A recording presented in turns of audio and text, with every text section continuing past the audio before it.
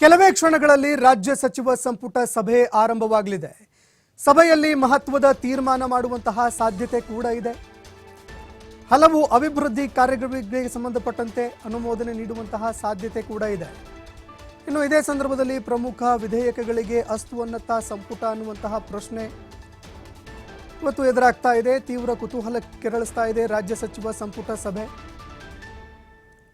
ಇನ್ನು ಇವತ್ತಿನ ಸಂಪುಟ ಸಭೆಯಲ್ಲಿ ಹಲವಾರು ಪ್ರಮುಖ ನಿರ್ಣಯಗಳನ್ನು ತೆಗೆದುಕೊಳ್ಳುವಂತಹ ಸಾಧ್ಯತೆ ಇದೆ. ಹೀಗಾಗಿ ಸಾಕಷ್ಟು ಕುತೂಹಲ ಕೂಡ ಮೂಡಿಸ್ತಾ ಇದೆ. ಇನ್ನು ಸಭೆಯಲ್ಲಿ ಏನೇನು ಚರ್ಚೆ ಆಗುತ್ತೆ ಅಂತ ನೋಡಿದ್ದೆ ಆದರೆ ಜಾನುವಾರುಗಳಿಗೆ ಜಂತುನಾಶಕ ಔಷಧಿ ನೀಡುವಂತಹ ಕಾರ್ಯಕ್ರಮಕ್ಕೆ ಅನುಮೋದನೆ ನೀಡುವಂತಹ ಸಾಧ್ಯತೆ ಇದೆ. ವಿದ್ಯಾರ್ಥಿ ನಿಲಯಗಳಿಗೆ ಆಹಾರ ಪದಾರ್ಥ ಖರೀದಿಸಲು ಡಿಸಿಗೆ ಅಧಿಕಾರ ಕೊಡುವ ಬಗ್ಗೆ ಚರ್ಚೆ ಮಾಡುವಂತಹ ಸಾಧ್ಯತೆ ಕೂಡ ಇದೆ. 3 ವಿವಿಧ ಎಪಿಎಂಸಿ ಸಮಿತಿಗಳಲ್ಲಿ ಅಭಿವೃದ್ಧಿ ಕಾಮಗಾರಿಗಳನ್ನು ಕೈಗೊಳ್ಳೋದಕ್ಕೆ ಅನುಮೋದನೆ ಸಿಗುವಂತಹ ಸಾಧ್ಯತೆ ಇದೆ. ಕರ್ನಾಟಕ ಸಹಕಾರ ಸೇವಾ ನಿಗಮಗಳು 2024ಕ್ಕೆ ಅನುಮೋದನೆ ನೀಡುವ ಬಗ್ಗೆಯೂ ಕೂಡ ಚರ್ಚೆಯಾಗುವಂತಹ ಸಾಧ್ಯತೆ ಇದೆ.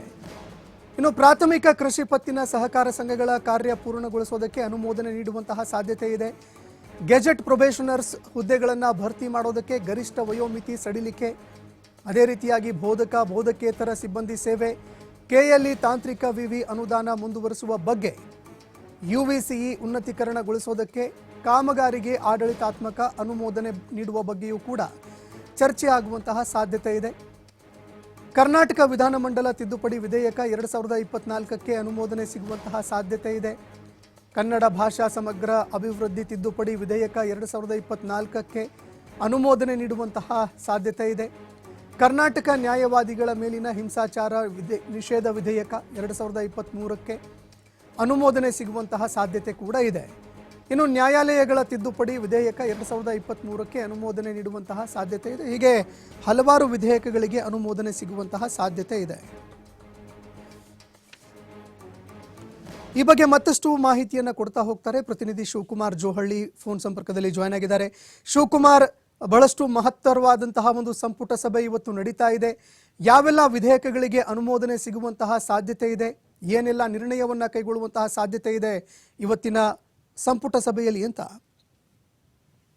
ಸಂತೋಷ್, ಇವತ್ತು ಸಂಜೆ 4 ಗಂಟೆಗೆ ಮುಖ್ಯಮಂತ್ರಿಗಳ ನೇತೃತ್ವದಲ್ಲಿ ರಾಜ್ಯ ಸಚಿವ ಸಂಪುಟ ಸಭೆ ನಡೆಯುತ್ತೆ.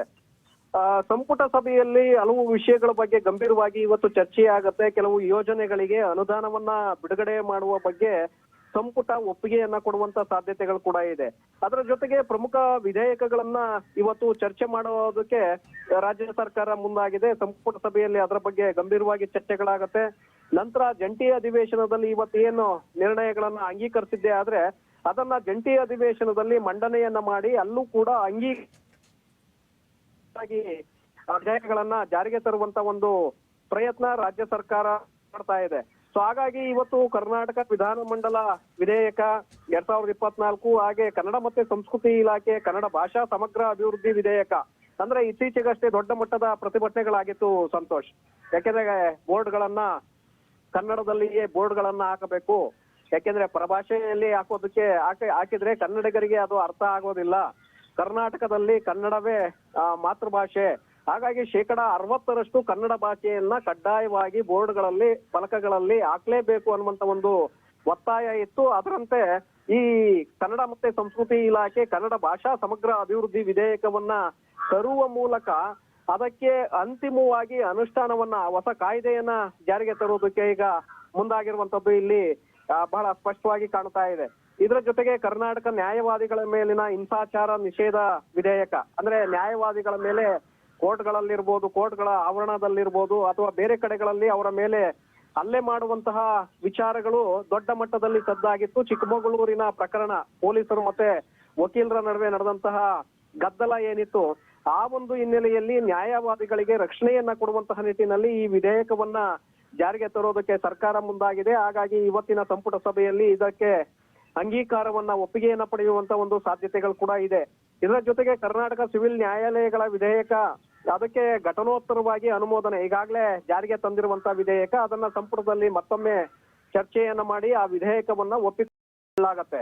ಅದರ ಜೊತೆಗೆ ಕರ್ನಾಟಕ ಉಚ್ಚ ನ್ಯಾಯಾಲಯ ವಿಧೇಯಕ ಅದನ್ನು ಕೂಡ ಘಟನೋತ್ತರ ಅನುಮೋದನೆಯನ್ನ ಇವತ್ತು ಪಡೆಯಲಾಗತ್ತೆ. ಯಾಕಂದ್ರೆ ಈಗಾಗಲೇ ಕಾಯ್ದೆಯನ್ನ ಜಾರಿಗೆ ತರಲಾಗಿದೆ. ಕಾಯ್ದೆಯನ್ನ ಜಾರಿಗೆ ತಂದ ನಂತರ ಸಂಪುಟದಲ್ಲಿ ಅದನ್ನ ಸಂಪುಟ ಒಪ್ಕೊಳ್ಬೇಕಾಗತ್ತೆ. ಆ ನಿಟ್ಟಿನಲ್ಲಿ ಸಂಪುಟ ಸಭೆಯಲ್ಲಿ ಇವತ್ತು ಅದನ್ನ ಪ್ರಸ್ತಾಪವನ್ನ ಮಾಡ್ಲಾಗ್ತಾ ಇದೆ. ಇದರ ಜೊತೆಗೆ ಬೃಹತ್ ಬೆಂಗಳೂರು ಮಹಾನಗರ ಪಾಲಿಕೆ ವ್ಯಾಪ್ತಿಯಲ್ಲಿ ಅನುದಾನ ಸುಮಾರು ವೈಟ್ ಟಾಪಿಂಗ್ ಕಾಮಗಾರಿಗಳನ್ನ ಕೈಗೆತ್ಕೊಳ್ಳೋದಕ್ಕೆ, ಯಾಕೆಂದ್ರೆ ಈಗಾಗಲೇ ಟೆಂಡರ್ ಶೂರ್ ಕಾಮಗಾರಿಗಳು ಅರ್ಧಬರ್ಧ ಆಗಿದೆ. ಯಾಕೆಂದ್ರೆ ಹಿಂದೆ ಸಿದ್ದರಾಮಯ್ಯನವರ ಸರ್ಕಾರ 2013-18ರಲ್ಲಿ ಇದ್ದಂತ ಸಂದರ್ಭದಲ್ಲಿ ಟೆಂಡರ್ ಶೂರ್ ಕಾಮಗಾರಿಗಳನ್ನ ಮೊದಲ ಬಾರಿಗೆ ಪರಿಚಯಿಸಲಾಗಿತ್ತು. ಆದ್ರೆ ತದನಂತರದಲ್ಲಿ ಆ ಒಂದು ಕಾಮಗಾರಿಗಳ ವೇಗ ಕುಂಠಿತ ಆಗಿತ್ತು. ಇಲ್ಲಿಯವರೆಗೆ ಹೊಸದಾಗಿ ಕಾಮಗಾರಿಗಳನ್ನ ಕೊಟ್ಟಿರಲಿಲ್ಲ. ಆ ಹಿನ್ನೆಲೆಯಲ್ಲಿ ಮತ್ತೆ ಟೆಂಡರ್ ಶೂರ್ ಕಾಮಗಾರಿಗಳನ್ನ ಪ್ರಾರಂಭ ಮಾಡೋದು, ಈಗ ಅರ್ಧಬರ್ಧ ಆಗಿರುವಂತಹ ಕಾಮಗಾರಿಗಳನ್ನ ಪೂರ್ಣಗೊಳಿಸಬೇಕು. ಜೊತೆಗೆ ಬೇರೆ ಬೇರೆ ಕಡೆಗಳಲ್ಲೂ ಕೂಡ ಈ ಟೆಂಡರ್ ಶೂರು ಕಾಮಗಾರಿಗಳನ್ನ ಜಾರಿಗೆ ತರುವ ಬಗ್ಗೆ ಇವತ್ತು ಸಂಪುಟದಲ್ಲಿ ಒಪ್ಪಿಗೆಯನ್ನ ಕೊಡೋ ಸಾಧ್ಯತೆಗಳಿದೆ. ಸುಮಾರು 800 ಕೋಟಿ ರೂಪಾಯಿಗಳನ್ನ ಅನುದಾನದಲ್ಲಿ ಬೆಂಗಳೂರಿನಲ್ಲಿ ಈ ಕಾಮಗಾರಿಗಳನ್ನ ಕೈಗೆತ್ಕೊಳ್ಳೋದಕ್ಕೆ ಇವತ್ತು ಸಂಪುಟ ಒಪ್ಪಿಗೆಯನ್ನ ಕೊಡುವಂತ ಸಾಧ್ಯತೆಗಳಿದೆ. ಇದರ ಜೊತೆಗೆ ಕುಡಿಯುವ ನೀರಿನ ಸಮಸ್ಯೆ ಈಗ ಸಾಕಷ್ಟು ಕಾಡ್ತಾ ಇದೆ. ಉತ್ತರ ಕರ್ನಾಟಕ ಭಾಗದ ಹಲವು ಗ್ರಾಮಗಳಲ್ಲಿ ಇವತ್ತು ಭೀಕರ ಬರಗಾಲದ ಪರಿಸ್ಥಿತಿಯಿಂದಾಗಿ ಕುಡಿಯುವ ನೀರಿನ ಸಮಸ್ಯೆ ಈಗಾಗಲೇ ಉಲ್ಬಣ ಆಗ್ತಾ ಇದೆ.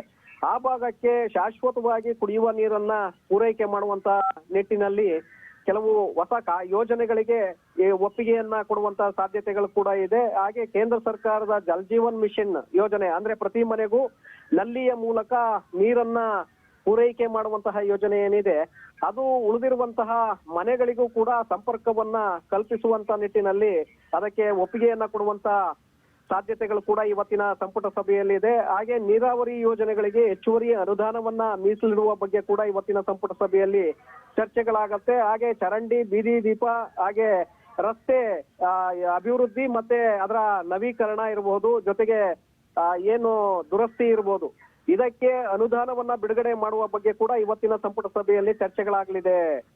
ಸಂತೋಷ್, ಧನ್ಯವಾದಗಳು ಶಿವಕುಮಾರ್ ನಿಮ್ಮೆಲ್ಲ ಮಾಹಿತಿಗೆ.